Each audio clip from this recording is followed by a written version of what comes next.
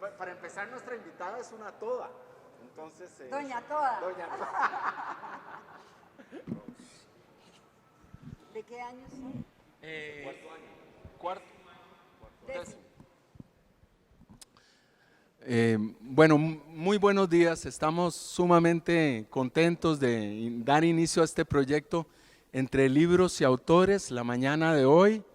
En nombre de las instituciones que organizamos y patrocinan este evento, les damos la más cordial bienvenida, muchachos.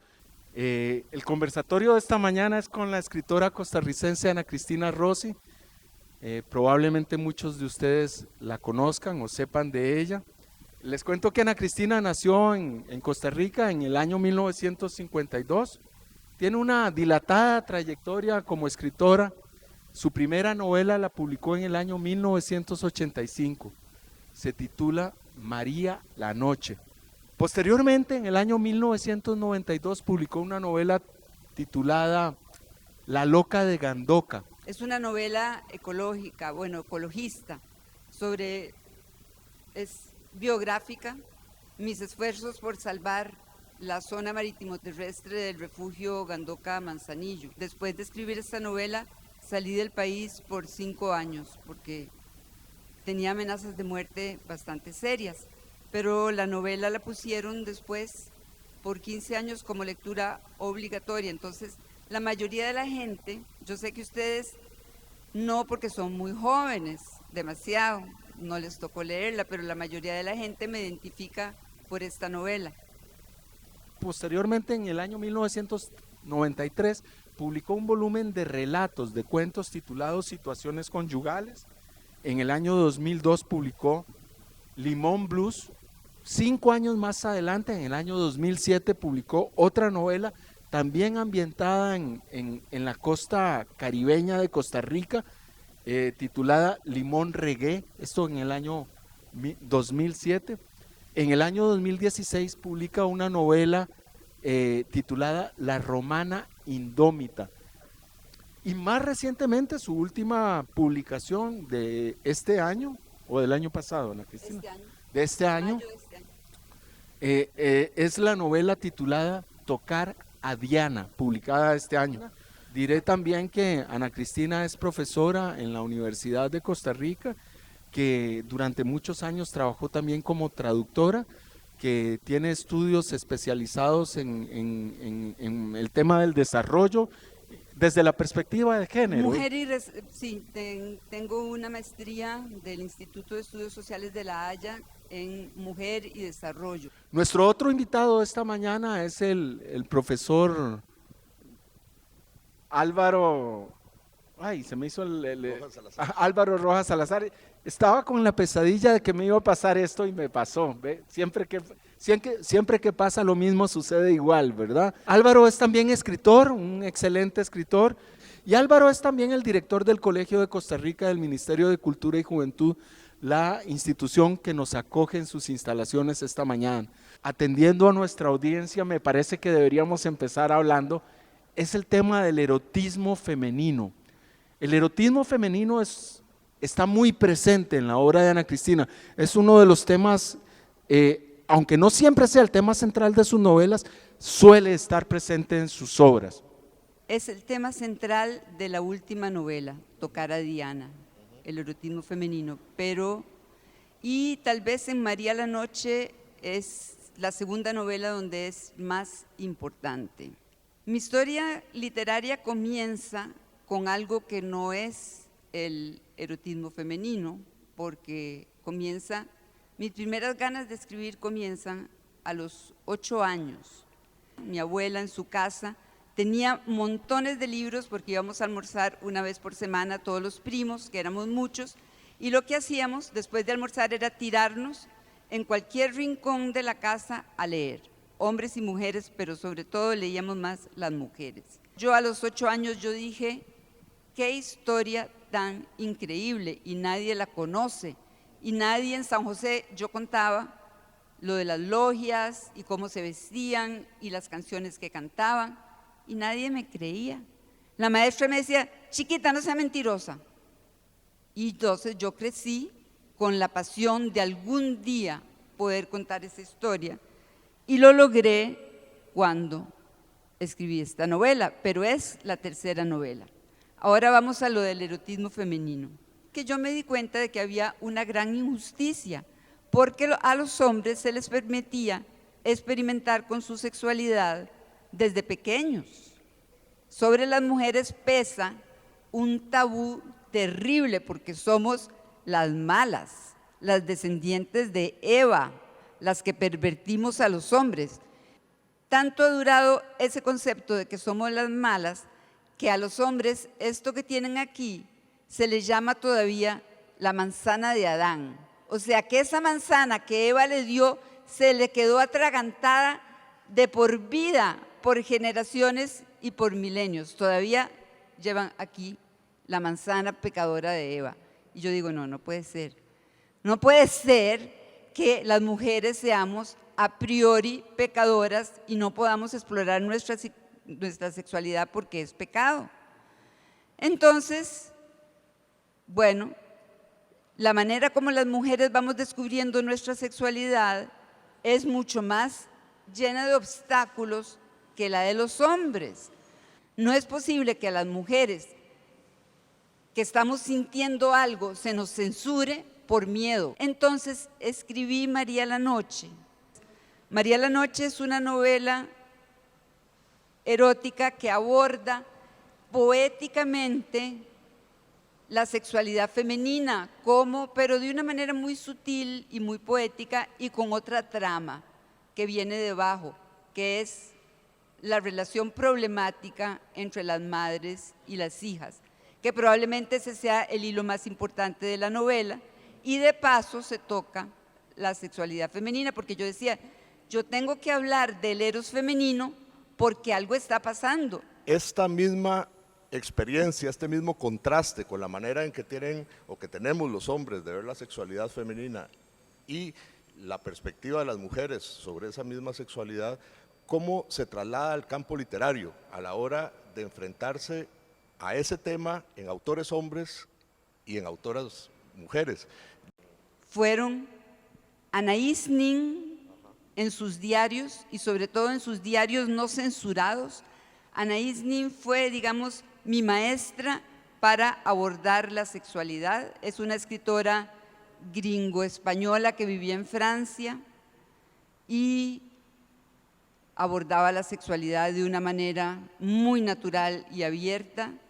Otra escritora maravillosa que fue la que me dio el empujón, el último empujón, el empujón de atreverme a hacerlo, es una escritora gringa que se llama Erika Jong. Erika Jong fue la primera que se atrevió a hablar directamente de las relaciones entre hombres y mujeres. ¿Qué pasa cuando una pareja se encuentra? ¿Cuáles son las fantasías que tiene una mujer? ¿Cuáles son las fantasías que tiene un hombre?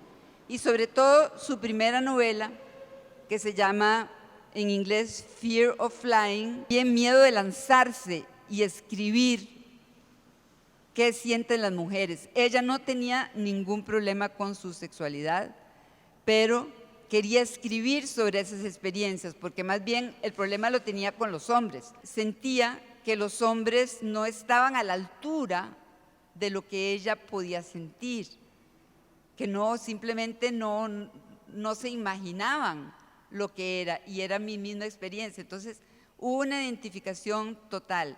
Y luego un hombre, Henry Miller, que fue el primero que yo me encontré que mezclaba un lenguaje poético maravilloso con las descripciones sexuales. Tenían tal dulzura, tal melodía, tal lenguaje tan bien escogido para hablar de la sexualidad femenina y masculina que me fascinó. Pero no me he encontrado nunca otro hombre que aborde la sexualidad y la sensualidad con un lenguaje tan maravilloso, tan poético, tan original como Henry Miller. Tocado este mismo tema, algunos que hayas valorado de forma positiva, otros no, un poco en la historia de la literatura costarricense, ¿cómo está la sexualidad femenina? Bueno, digamos que la única que se acerca un poquito y de una manera muy sutil y muy hermosa es Yolanda Oramuno. Y en poesía, Eunice Odio y Lil Picado. Y Lil Picado, sí. Sí son maestras costarricenses. ¿Consideras que la historia propiamente es otro de los temas que está presente en tu obra y que es importante para vos como escritora? Así, absolutamente. Y eso empezó con Marcus Garvey y con esa inquietud que yo tuve de contar la vida de los afrodescendientes de Limón, que eran afroantillanos. Cuando yo lo viví era el fin de esa historia, pero yo quería contar el principio de esa historia, entonces me tuve que devolver. Me di cuenta de que la mayor información sobre toda la historia afrocaribeña estaba en los periódicos que ellos escribieron, los afroantillanos y después afrocostarricenses entre 1903 y 1950. Y me vine a la biblioteca y los encontré, y ahí estaba toda esa historia y lo que hacía, porque los periódicos estaban deshaciéndose, a veces estaban en tiritas, lo que hacía era copiarlos, y tengo 16 cuadernos grandotes, así, casi tan grandotas como esta antología, a donde copié línea por línea los periódicos. En eso se me fueron 4 años, y el 5.º año lo que hice fue, con todo ese material, armar la novela. Limón Reggae es un poco una novela histórica también, porque en la medida que recoge partes de la historia que no van a encontrar en ningún lado. Esa historia que nadie quería contar, un amigo afrodescendiente me dijo, la vas a contar, y la conté. Luego la heroína se va para El Salvador y cuento parte de la historia de la guerrilla del Salvador, y un amigo me dice, tenés que contar la verdadera historia de Marcial, del comandante Cayetano Carpio, y la conté, lo cual hizo que ese libro se prohibiera en El Salvador, porque era una historia que nadie quería enterarse. Entonces tiene un poco de novela histórica. El Augusto tenía una hija, pero no aparecía en ningún retrato, en ninguna estatua, solo aparecía abajo, que decía Julia, pero estaba quebrada, rota, no se veía. Y en un libro encontré que es que el Augusto la había desterrado por puta. Cuando a las mujeres las condenan por putas es porque son políticas. Pero como el Augusto había borrado completamente la historia, me tomó 8 años ir sacando los hilitos de la historia de Julia y la reconstruí, y esa es La Romana Indómita. Yo creo que es mi novela verdaderamente histórica. ¿Qué detalles de todos esos textos históricos, de todo ese mundo de archivos y de libros son los que despiertan la curiosidad de Ana Cristina como investigadora para la literatura? ¿Quiénes escriben la historia? Los que ganan las guerras, los ganadores. La historia la escriben los ganadores, o sea, la gente que está en el poder.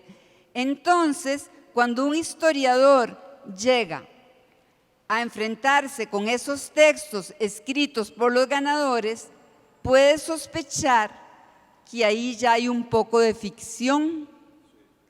Entonces, si contrasta esos textos con otros y con, por ejemplo, inscripciones en piedra, otros relatos, puede ofrecer otra visión de la historia, que no es la ficción que escribieron los poderosos. Creo que esto, en lugar de suceder así, sucedió asá. Y generalmente, en relación a las mujeres, la historia está muy distorsionada. Pero a mí me enseñaron que fue Pepe Figueres el que les dio el voto a las mujeres. Las mujeres pelearon por el voto desde finales del siglo XIX, con la Liga Feminista y con muchos otros movimientos. Y lo sé porque mi abuela fue parte de esos movimientos. Y ella me contaba, y figura ahí. Empezamos a votar en el siglo XX y a mediados finales del siglo XX. Entonces, ¿qué se puede esperar de la historia que se escribe sobre las mujeres? De que se digan cosas que a los hombres les convienen, porque las mujeres no eran consideradas aptas para ser sujetos de la historia. Entonces es fascinante. Ese trabajo lo ha hecho mucho aquí en Costa Rica Tatiana Lobo, y tiene libros que yo les recomiendo, como por ejemplo un libro que se llama Parientes en Venta, que es sobre la esclavitud. La gente cree que en Costa Rica no hubo esclavitud. Los hogares tenían esclavos hasta 1821, o sea, hace poquitito. Y ella fue en los archivos investigando las historias de las mujeres y atando cabos. Bueno, la ficción de la literatura escrita por hombres poderosos se nos presenta a nosotros como un texto del cual podemos agarrar las mentiras y llenar las lagunas y por ahí inventarnos algo que pudo haber sido verdad o que nos hubiera gustado que fuera verdad. En relación con eso, yo creo que hay un punto de conexión entre los dos temas, entre la sexualidad femenina y Limón, ¿verdad? Visto desde esa otra historia, desde la historia no oficial, desde la historia no contada, hablando de Costa Rica, no contada desde el Valle Central. Ajá. Y no contada por hombres. Entonces, en su literatura, en esos dos grandes temas, porque hay más, pero en esos dos grandes temas, de alguna manera se confronta un discurso oficial tanto sobre lo que es Limón como sobre lo que es la sexualidad femenina, ¿no? Claro, porque son dos cosas que fueron borradas. Hay un tabú y hay que estudiar mucho, porque hay que empezar a estudiar cómo eran en Jamaica, porque aquí sale como eran en los periódicos, pero escrita por afroantillanos que no estaban de acuerdo con esas danzas porque las consideraban atrasadas, y costarricenses que no estaban de acuerdo con esas danzas porque las consideraban demoníacas, satánicas. Y Limón queda por fuera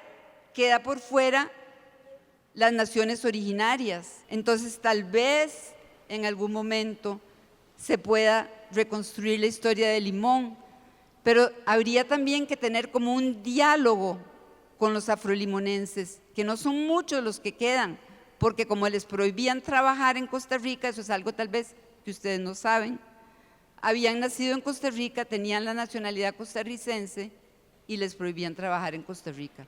Solo un 20% podía trabajar. Entonces se fueron a Estados Unidos, porque eran muy hábiles, porque manejaban el inglés, y más de la mitad emigró. Pero con esos que quedaron habría que tener un diálogo, porque ellos están resentidos con nosotros y nosotros seguimos siendo racistas con ellos. ¿Estarías de acuerdo con que esa es una característica en tu obra narrativa? Que siempre hay una heroína y siempre es finalmente, digamos, derrotada por los poderes constituidos, sean cuales sean, dependiendo del caso. No, no estoy nada de acuerdo. No sé, veamos una por una. En María la Noche, María Estela no es derrotada, es Antonio que la pierde. La Loca de Gandoca es una batalla que se ganó a medias y se perdió a medias, pero yo no diría que Daniela Zermatt, el personaje de La Loca de Gandoca, está completamente derrotado. Hizo lo que pudo y ahora Marco Machore Levi acaba de ganar un recurso de amparo en la Sala Constitucional que le ordena al MINAE devolver 180 hectáreas de zona marítimo terrestre que le habían quitado al refugio. En Limón Blues, Ni Leonor ni Irene están derrotadas. A mí no me gustan estos personajes como los de Isabel Allende, que son más grandes que la realidad, heroínas que todo lo ganan, heroínas que se superponen a todos, porque la realidad no es así. Entonces podemos decir que mis heroínas son más reales, ganan algunas cosas y pierden otras, son heroínas de la realidad. En los finales de mis heroínas son finales que quedan abiertos. Pueden ganar o pueden perder, pero en realidad ganan y pierden, o no ganan y no pierden, porque no se trata de ser perdedora o ganadora. ¿Acaso estamos aquí para ganar o perder? Estamos aquí para vivir. La romana indómita gana. La romana indómita se le escapa a Tiberio y se va a hacer su vida disfrazada de médico. Ahí es la heroína que más gana. Y en Tocar a Diana, Diana es una historia contada en el diván de un psicoanalista y ella con el psicoanalista resuelve su problema. Entonces gana. No estoy de acuerdo porque mis heroínas no se plantean el ganar o el perder, se plantean el mostrar y el vivir. Hay escritores, escritoras que dicen, no, yo no voy a psicoanálisis, no voy a terapia porque dejo de escribir, ¿verdad? Mi manera de abordar esos fantasmas es la literatura. En el caso suyo no, ¿verdad?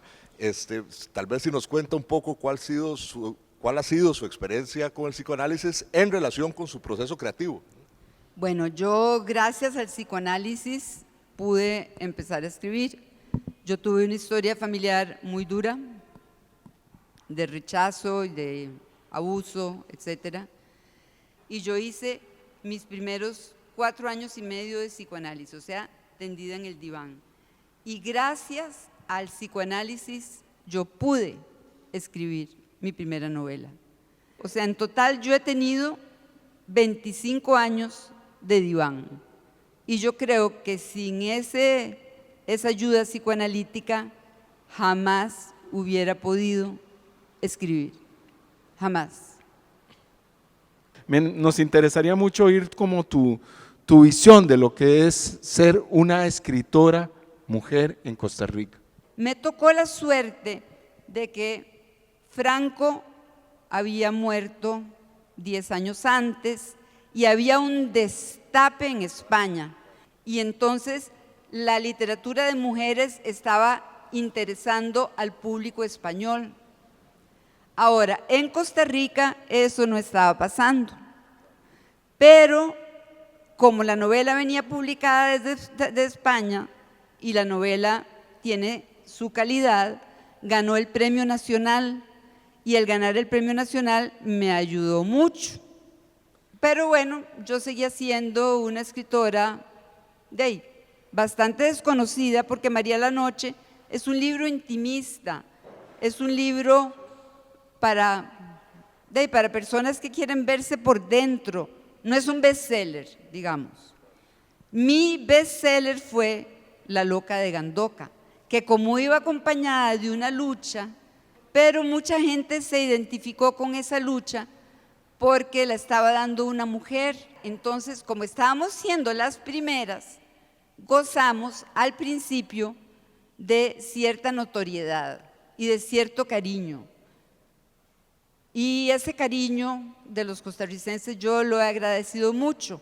Pero una vez que eso pasó, ahí sí me di cuenta de que el tinglado de la literatura en todo el mundo, en Centroamérica, en México, en España, por lo menos de la literatura en español, en Sudamérica, está manejado por hombres. Usted que es una gran escritora y tiene un gran prestigio y ya tiene muchos años de experiencia, ¿qué le diría a una persona que quiere empezar en este mundo fantástico de la literatura?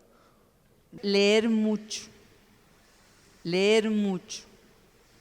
Después, o al mismo tiempo que se va leyendo, empezar a escribir sin tener una idea preconcebida, que salga y que salga. Eso se llama el material. Y ahí se va encontrando como un río, empiezan a ser como un río, que es el río de lo que vos querés decir. Ir sabiendo, ir sintiendo por dónde querés escribir. Ahí te van a venir ideas, pero no le des mucho coco a esas ideas. Si te vienen ideas, escribir inmediatamente. Siempre dejarlo que fluya, porque a veces son los personajes o las situaciones los que te guían y vos no guías las situaciones. Eso es lo más fácil. ¿Hay algún tema actualmente que le interese para escribir un nuevo libro? Los libros de Limón iban a ser una trilogía, pero yo decidí parar después de Limón Reggae, porque sentí cierta incomodidad en el grupo, entre los intelectuales afrocostarricenses, porque como que yo estaba escribiendo su historia y a ellos les correspondía. Tengo un libro empezado que es Limón Swing de la trilogía. Recojo los ensayos del mejor escritor de la primera mitad del siglo XX en Limón, que es Samuel Charles Nation, y la poesía maravillosa que escribían algunos de los afrocostarricenses, porque ese libro les permitiría a los estudiantes de inglés en colegios aprender inglés con un inglés costarricense impecable. También me gustaría seguir la línea de 3 cuentos que tengo sobre el fin del mundo por calentamiento global. ¿Cómo se sintió a la hora de publicar las novelas por primera vez? ¿No sintió pavor, miedo o algo a la hora de qué pensarán los demás acerca de la novela que publiqué, algo así? ¿Usted no sintió miedo o algo? Pues hay 2 miedos. El miedo más grande, que es una vez que está listo mi libro, ¿quién lo va a querer? ¿Lo van a querer? ¿Qué le van a pedir que mutile de ese libro? Y luego, cuando sale, ¿va a ser un libro que va a pasar indiferente o voy a poder hablarle a mis lectores? Yo creo que uno escribe también, como decía García Márquez, y en eso no se equivocaba, para que a uno lo quieran. Entonces, ese momento de salir no me da miedo. Lo que me da es como la ansiedad de ¿me irán a amar o no me irán a amar por este libro? Ana Cristina, muchísimas gracias por este rato. Ha sido para mí una conversación francamente agradable. Esperamos que para ustedes también. Álvaro, también muchísimas gracias. Termino agradeciendo una vez más a las instituciones que han hecho posible este encuentro, el Centro Cultural de España, la Dirección de Vida Estudiantil del Ministerio de Educación Pública de Costa Rica, el Colegio de Costa Rica, el Ministerio de Cultura y Juventud, la Biblioteca Nacional, a donde van ustedes ahora después de tomar el refrigerio que nos tienen preparado la empresa Conic Sabroso, a quien también extendemos un agradecimiento. Muchísimas gracias por este primer encuentro entre libros y autores, de verdad ha sido un placer. Y gracias a los que preguntaron, muchas gracias, se los agradezco muchísimo.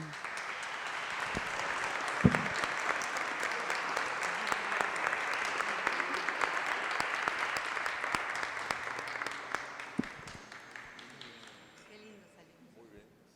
Sí, muy